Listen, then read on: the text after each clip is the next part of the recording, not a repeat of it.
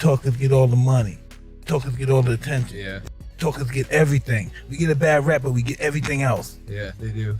Good. Mike Tyson spilled the truth about why Jake Paul has been cancelled by sponsors, fans, and the media. Jake did it to himself.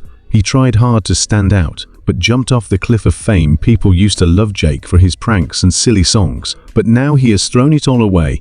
He went from entertainer to a trash-talking mess.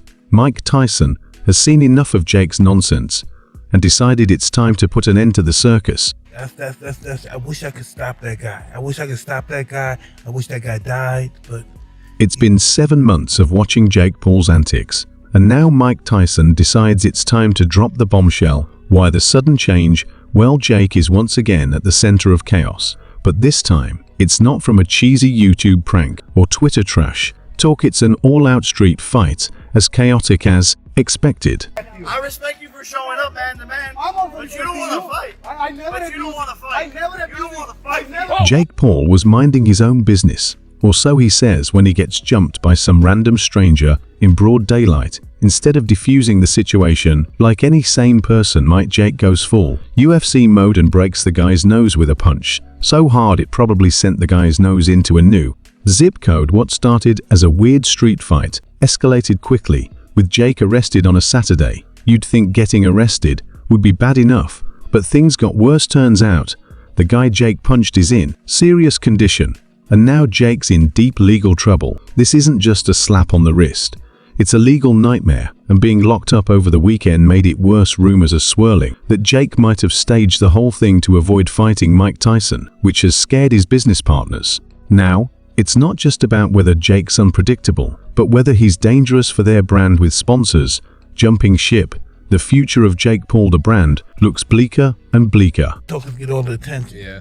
Talkers get everything. We get a bad rap, but we get everything else. It kind of makes sense when you think about the timing. Jake's big fight with Tyson was set for November 15th, and the hype was massive. This was supposed to be the fight where Jake would prove himself against a true boxing legend, but going up against someone with 40 years of boxing experience is no joke. And then suddenly, Jake is in a random street fight months before now. People are wondering if this was Jake's escape plan. Maybe he knew he was in over his head and thought staging a street fight and getting arrested would be easier than facing Tyson. It's not the classiest way to avoid a fight, but in Jake's chaotic world, no stunt is too ridiculous. If this was his plan, it's backfiring fast. Backing out of the Tyson fight in a shady way could wreck his career quicker than any punch. Losing to Tyson would have been tough, but pulling out like this is career suicide. Sponsors, already wary of his scandals, might be ready to cut ties. Tyson is done with the drama and has made it clear that backing out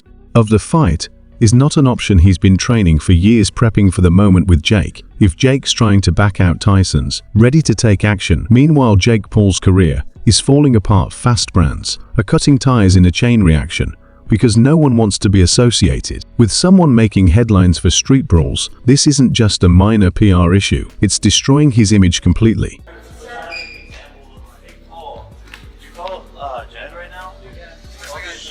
Brands that once saw Jake Paul as a cash cow are realizing he's more trouble than he's worth. No one wants their product linked to a guy famous for beating up a stranger in broad daylight.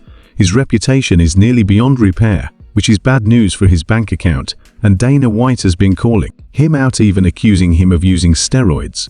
I believe that you're a cheater, and I believe that you use steroids. So I want to randomly steroid test you for the next 2 years.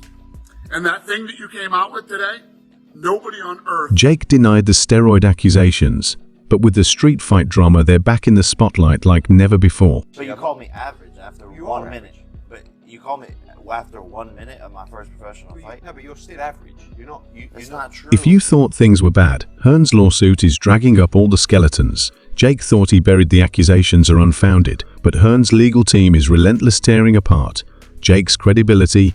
Every day Jake's reckless words have real consequences, and this time he might not wriggle out of it. If Hearn wins, the odds aren't in Jake's favor. He could face total financial ruin. Forget the Tyson fight or YouTube fame. If this lawsuit goes south, Jake's entire empire could crumble. His brand, boxing career and reputation are on the line, and the clock is ticking. This battle could tear it all down. Remember to subscribe, stay tuned and take care.